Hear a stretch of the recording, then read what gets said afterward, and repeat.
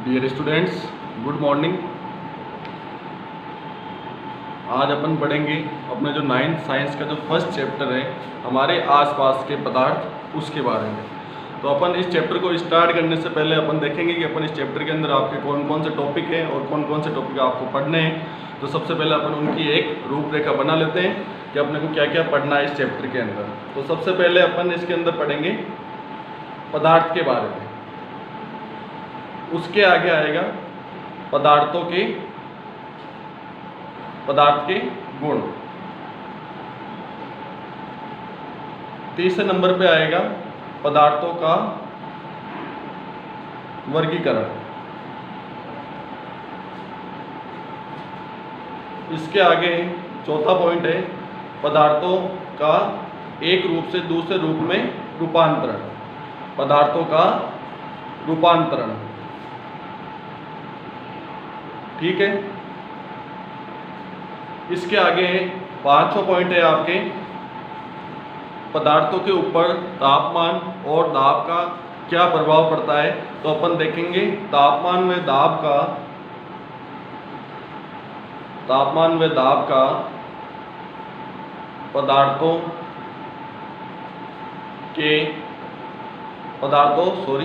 पदार्थों पर प्रभाव। ठीक है, तो ये अपने टॉपिक छोटा सा ही है, इसके अंदर अपने को ये 5 ही पॉइंट पढ़ने हैं। तो अपन सबसे पहले स्टार्टिंग करने जा रहे हैं पदार्थ के बारे में। तो देखो, सबसे पहले अपन हेडिंग डालेंगे पदार्थ क्या होता है। तो सबसे आप सब छोटी क्लासों के अंदर पढ़ते हैं वो पदार्थ के बारे में, आप जानते भी होंगे और आपको पीछे वाला नॉलेज लेकर आगे चलना है। तो देखो, अपन इसकी डेफिनेशन देते हैं। पदार्थ होता है जो क्या होता है, पदार्थ होता है हमारे आसपास चारों ओर जो भी आपको कोई भी वस्तु दिखाई देती है जिसका कुछ ना कुछ क्या होता है, द्रव्यमान होता है और वह स्थान घेरती है। तो उन सभी वस्तुओं को जिनके अंदर द्रव्यमान होता है और वह स्थान घेरती है, उन सभी वस्तुओं को अपन क्या कहेंगे, पदार्थ कहेंगे। ठीक है, तो अब यहाँ पर अपन इसकी एक बार डेफिनेशन लिख लेते हैं ताकि आपको याद करने में आसानी हो। हमारे आसपास दिखाई देने वाली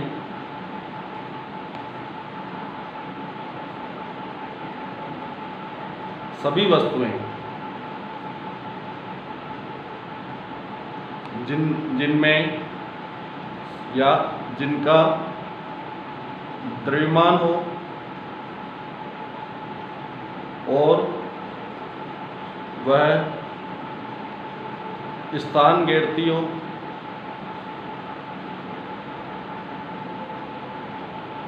उन सभी वस्तुओं को अपन क्या कहेंगे, उन्हें हम पदार्थ कहेंगे। जैसे पदार्थ की अलग अलग डेफिनेशन हो सकती है। पदार्थ को अपन क्या कह सकते हैं, यदि मैं ये लिख दूं पदार्थ और द्रव्य दोनों क्या है, एक ही चीज़ है। यानी द्रव्य भी क्या होता है, छोटे छोटे कणों से मिलकर बना होता है, और जो पदार्थ है वो भी क्या होता है, छोटे छोटे सूक्ष्म कणों से मिलकर बनता है।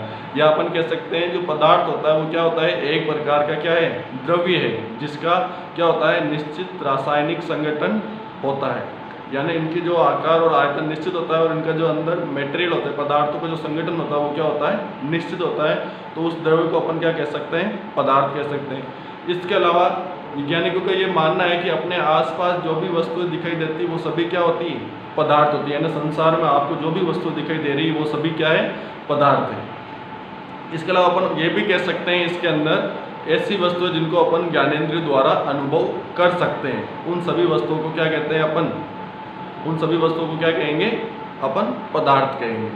ठीक है, इसके अलावा जैसे आप सब जानते हो, जैसे अपन कहते हैं कि जो अपने संसार का निर्माण वो किससे हुआ है, 5 तत्वों से मिलकर बना है। 5 तत्व कौन कौन से हैं, जैसे पृथ्वी, जल, आकाश, अग्नि और वायु। तो ये इन सभी वस्तुओं से मिलकर क्या हुआ है, पदार्थ का निर्माण बना हुआ है। चाहे कोई भी वस्तु, चाहे सजीव हो या निर्जीव हो, उन सभी का निर्माण किससे हुआ है, इन्हीं 5 तत्वों से हुआ है। इसके आगे अपन देखते हैं, जो अपन कहते हैं कि अपन ऐसी वस्तु जिनको अपन ज्ञानेंद्र द्वारा महसूस कर सकते हैं। आप सबको पता होगा ज्ञानेंद्र क्या होती है। अपने शरीर के अंदर 5 ज्ञानेंद्रिय होती है, जैसे आंख, कान, नाक, त्वचा और जीभ। यानी इन्हीं के द्वारा अपन किसी भी चीज़ को क्या कर सकते हैं, महसूस कर सकते हैं।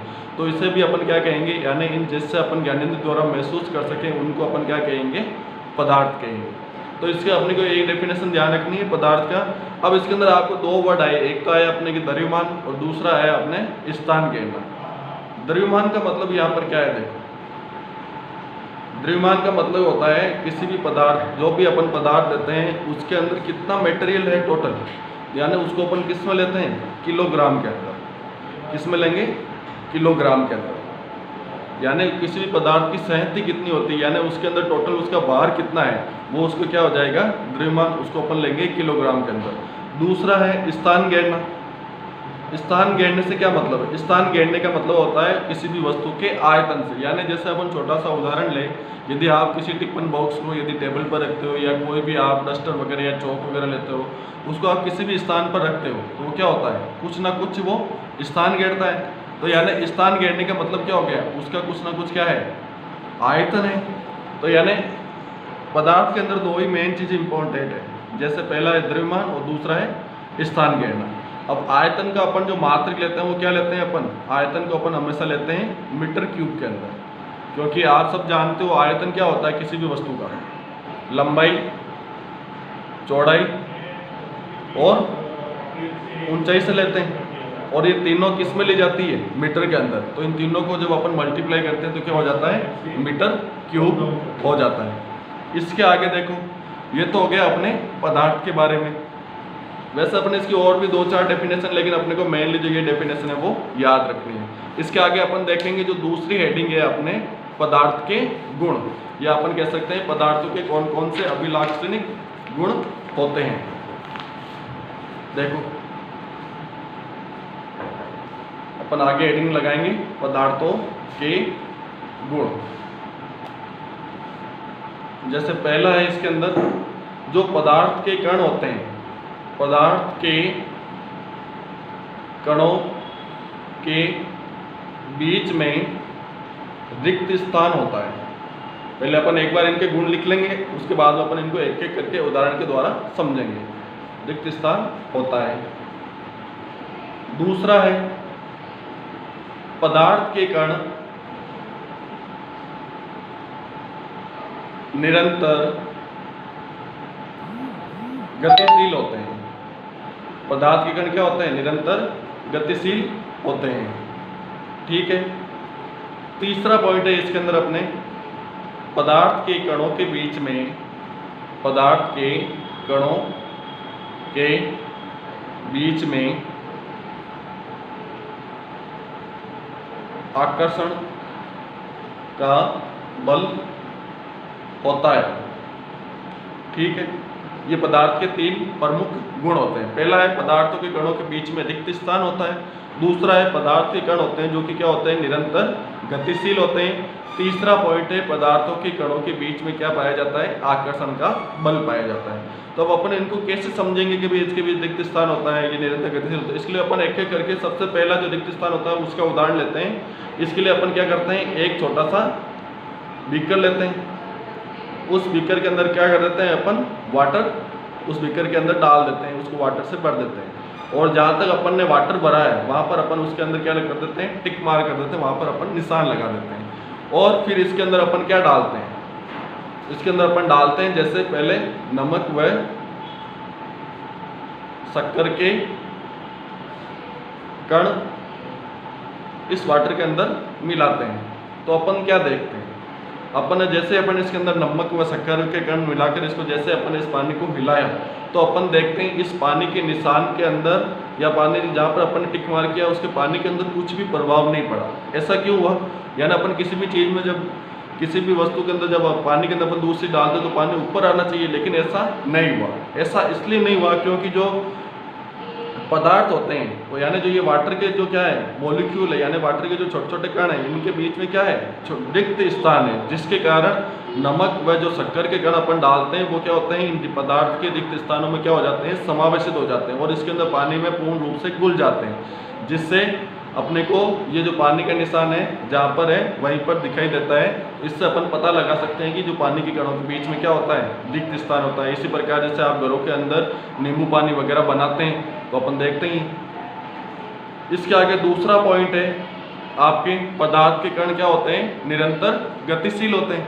अब इसका क्या मतलब है, जैसे आप घरों के अंदर अपन क्या करते हैं, अगरबत्ती वगैरह, सेंट वगैरह कुछ भी अपन लगाते हैं तो उसकी खुशबू क्या होती है, दूर तक आती है। अपन जैसे पूजा घर में अगरबत्ती वगैरह जलाते हैं तो उसकी खुशबू क्या होती है, बाहर वाले रूम तक आती है या अपने घर के बाहर तक अपने को उसकी सुगंध आती रहती है। इसी प्रकार कोई सेंट लगा के आता है तो अपने को पता चल जाता है कि भाई इसने सेंट लगाया है सुगंध से। क्यों, ऐसा क्यों हो रहा है? ऐसा इसलिए हो रहा है कि पदार्थ के कण क्या होते हैं, निरंतर गतिशील होते हैं। यानी जो अपन ने अगरबत्ती जलाई तो उसके कण क्या हो गए, निरंतर हवा के साथ उड़ते हुए बाहर चले गए, जिससे उसकी सुगंध दूसरों को आ गई। तो इससे अपन ये समझ सकते हैं कि जो पदार्थ के कण होते हैं वो क्या होते हैं, निरंतर गतिशील होते हैं। इसके आगे है आपके पदार्थों के कणों के बीच, तीसरा जो पॉइंट है आपके पदार्थों के कणों के बीच में क्या पाया जाता है, आकर्षण का बल पाया जाता है। इसको कैसे समझेंगे, जैसे आकर्षण के बल का क्या मतलब है। आकर्षण के बल का मतलब होता है, जैसे अपन तीन अलग अलग चीज़ें ले लेते हैं। जैसे मैंने एक क्या ले ली, लोहे की, एक मैंने कील ले ली। इसको अपन तीसरे उदाहरण के द्वारा समझेंगे। लोहे की अपन ने क्या ले ली, इसको एक कील ले ली। एक अपन ने क्या ले लिया, रबड़ ले लिया, कोई भी रबड़ का टुकड़ा ले लिया। दूसरा है अपने एक लकड़ी का गुटका ले लिया। तो अपन क्या करेंगे, अब इन तीनों को अपन क्या करेंगे, किसी भी हथौड़े के द्वारा इसके ऊपर चोट करेंगे।